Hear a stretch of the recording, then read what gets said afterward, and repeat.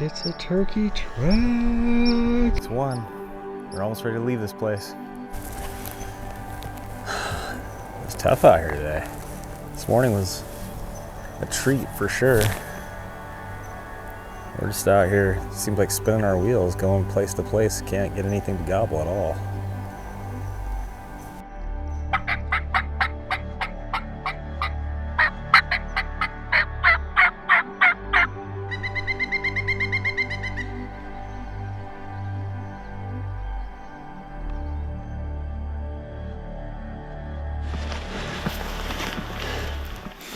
So I thought this turkey was set up on this knob, or roosted on this knob. I set up over here, but he's way over on that knob, and there is not much cover.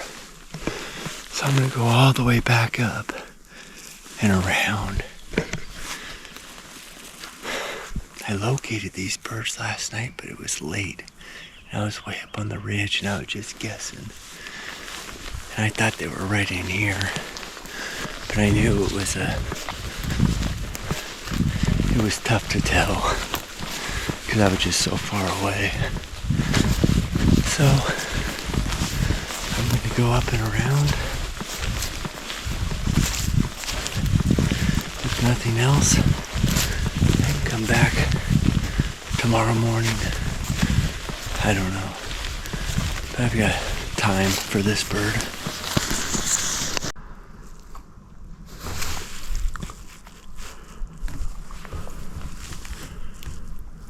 You can tell all that moisture from the morning. It got on my red dot and there was sort of a film of water on it, so it was a little blurry looking through it. The nice thing is I have those True Glow as a backup.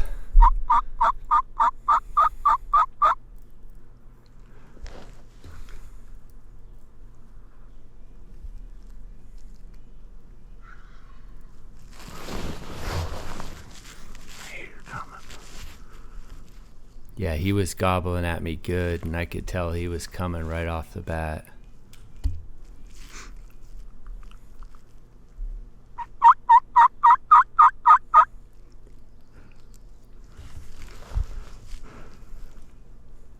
He was responding to pretty much all my calls pretty darn well. I'm still looking through that red dot trying to figure out how I'm going to line it up.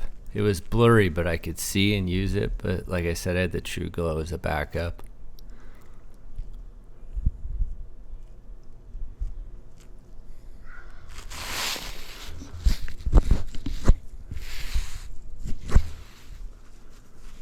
It was a wet one.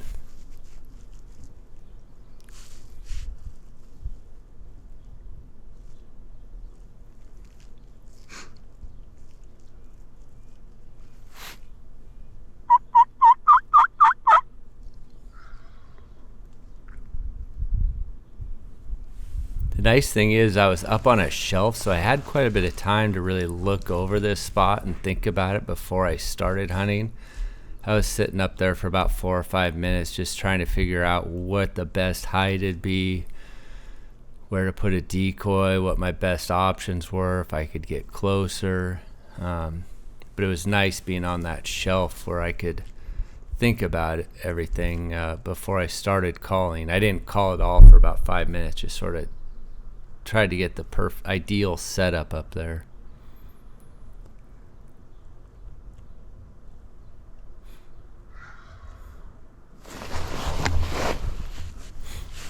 I can tell he's a little bit more off to the right. You'll see me just keep pointing my gun to the right, but I'm not sure because the decoy is left and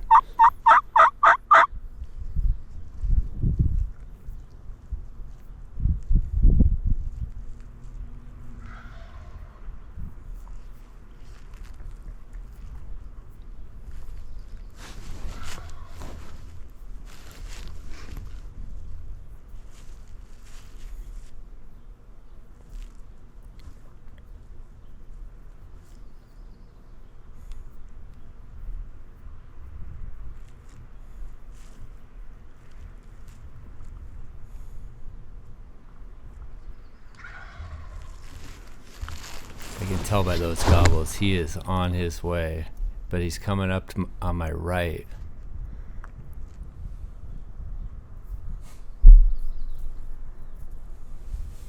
Probably about here I can hear him drumming. You'll be able to hear it on the audio here in a second.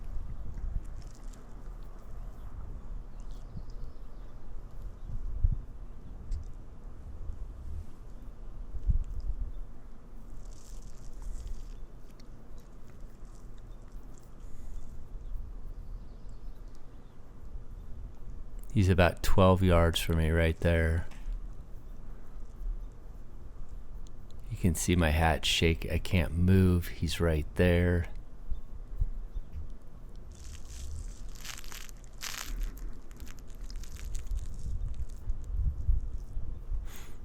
At this point, I just don't know what to do. I've got this big sort of wall of dirt from this blown over tree right behind me, and I can't see back there.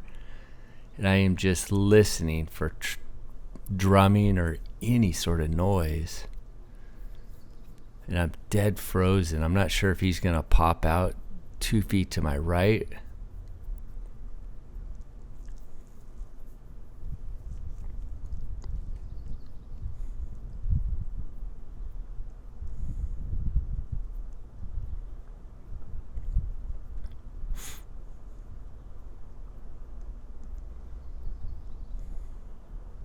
A little frustrated with myself right at the moment, thinking, how did I had him right there, and just I knew he was coming up to the right. I just was a little too low.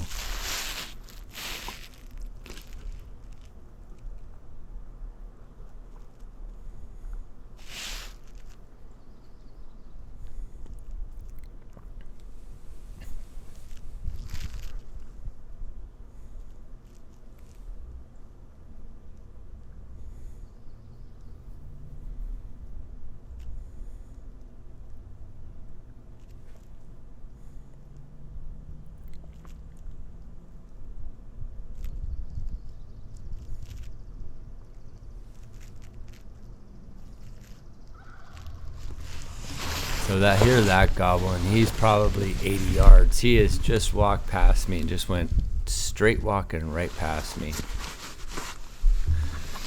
So I know he's back there ways. I'm trying to look around this big root pile. The nice thing is I can move behind it. He can't see me back there because he's way back there. You can sort of see he's walked to the end of that clear cut back there. And he's probably, like I said, 80 or 100 yards back there at this point. I can't see him through all that stuff, but just by telling from his gobbles, he's somewhere back there.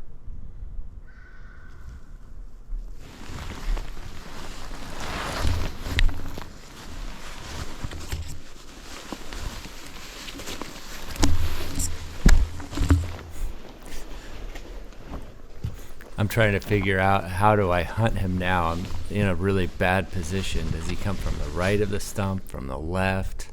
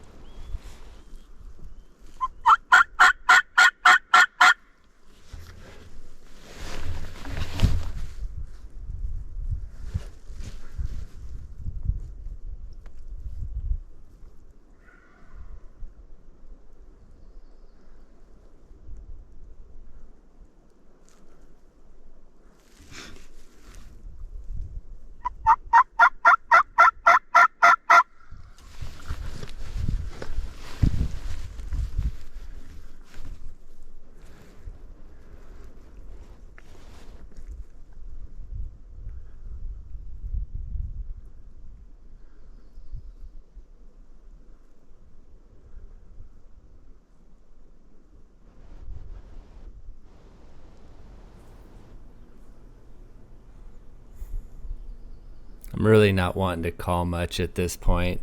I mean, in my head, I pretty much know, the game's over. He's suspicious of this whole thing, obviously.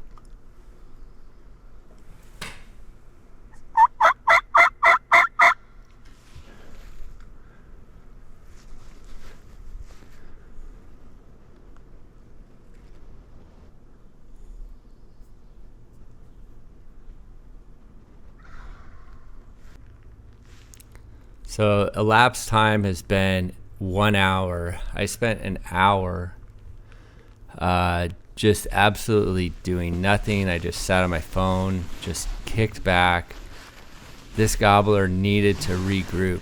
Now he's gobbled off my left shoulder here, and I know he's still just sort of been hanging out back to the left.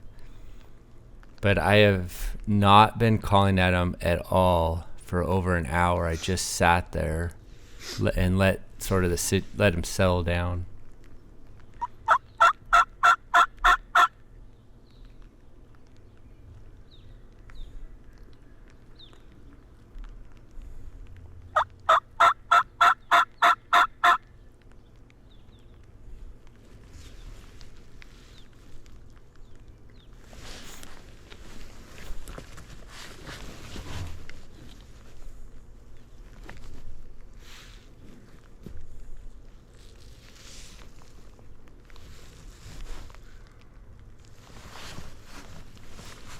So now that gobble's in front of me. He was so left, and now he just gobbled to the front.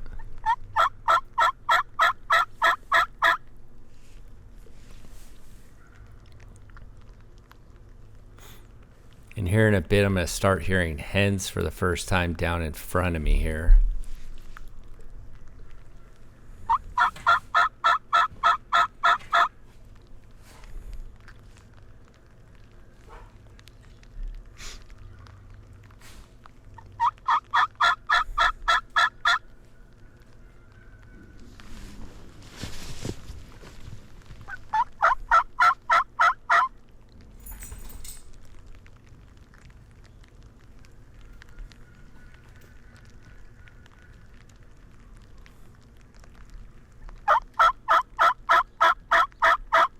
So my focus right now is on the hens. I'm not worried about him. I'm trying to call those hens.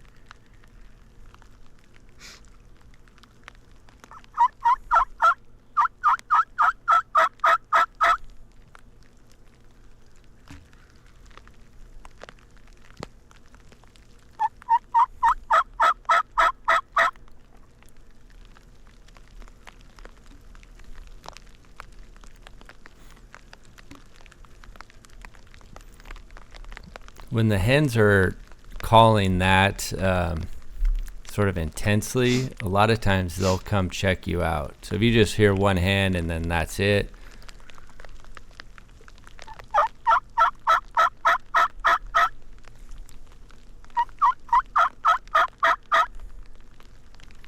or if they just call one time and that's it, you know, they might not be coming your way. But when they're calling back and forth and basically in a conversation with you, a lot of times that's a good sign they'll come to you. So if you can get them to talk to you, just keep talking with them, and just out of curiosity, they'll come check you out, and that tom will come with you.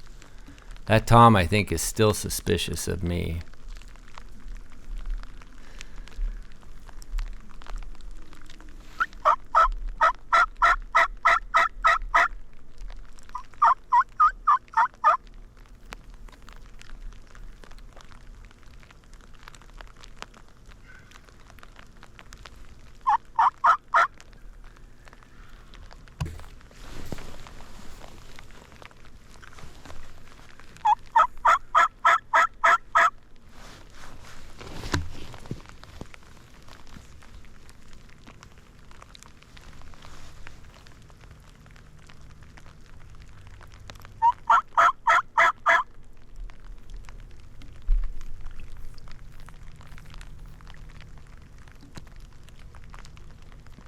While I was sitting there, I'd contemplating walking all the way around and calling this tom from a different position, but I ended up just staying there.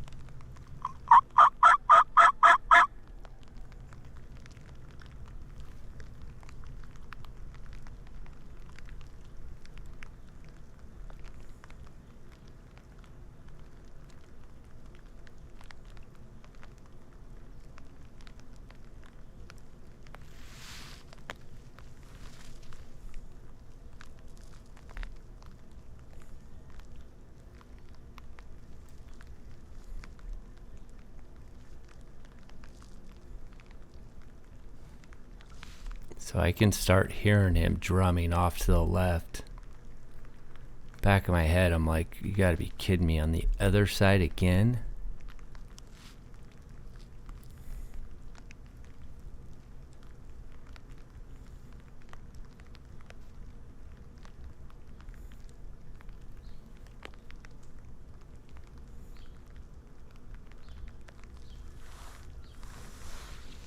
I caught like a little movement out of my eye.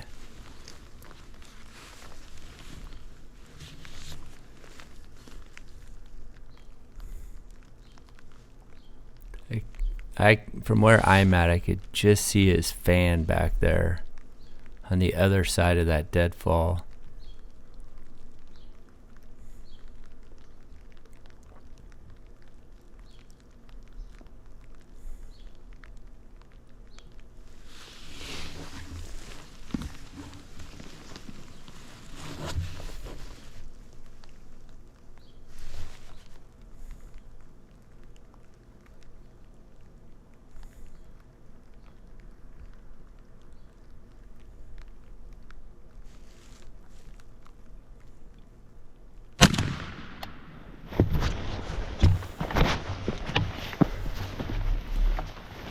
Okay, so I want to give a recap. Last night, way up on the ridge up there, I heard these birds gobble. I didn't really have them roosted because I didn't know exactly where they were. I thought they were on the ridge. You can see how it's pretty thinned out in here. I thought they were on the ridge over there, so that's where I went in the morning. Got in there really early in the rain. Heard them gobble on this knoll right here. So I was over there, walked all the way up to the top, came down to this opening over here. So I walked all the way around, came to this plateau up here. And those birds were right down there. Well, I called. I thought he would come right up here. So the first time, he came up this ridge, and that bugger got right on the other side of this log. I was down in that hole. There's a root hole down there, right on the other side at probably 12 yards. And I just couldn't get a shot over that log through that brush, and I was down in the hole. There's not much to hide up here. I thought about hiding by that tree, but it's so dark with this rain, and my camo just does not go good. You know, it's so dark. Normally I love this color. You know, it's a little lighter, but because it's so dark today with all this rain, I was just worried about sitting there. I would have had a shot from that tree, but like I said, I was down in that hole. Well, that bird went all the way to the end of this point there, gobbled a bunch. And my game plan was, I'm just gonna let him chill. I did nothing for, it was probably an hour. I just sat here and didn't call, I didn't do anything, because he was just hung up on the end of that, wanting me to come to him and suspicious. Well, after about an hour, he gobbled behind me, and I'm basically positive that he gobbled there and walked down, and I just didn't see him come back down. He got down here.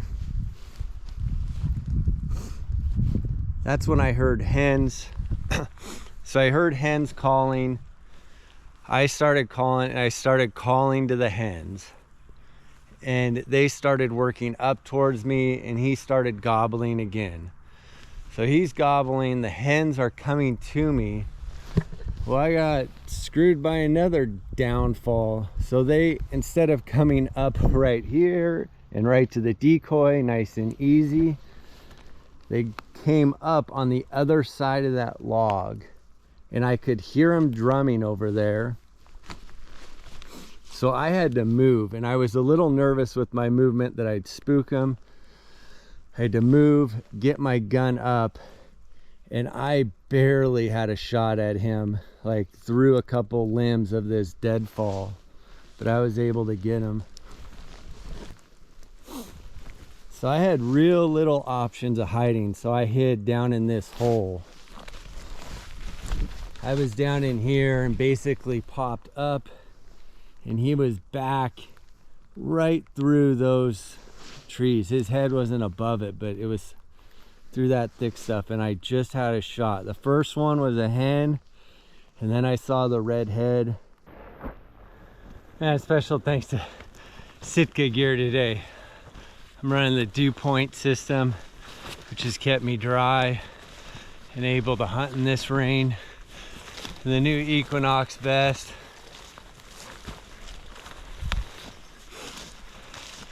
I'm able to comfortably carry out this bird on my back, which is just clutch when you're going up these steep hills, and when you drop a bird down a canyon, it is so nice to be able to have a good pack to carry out your bird. But yeah, Sitka, man, they're killing it with their gear.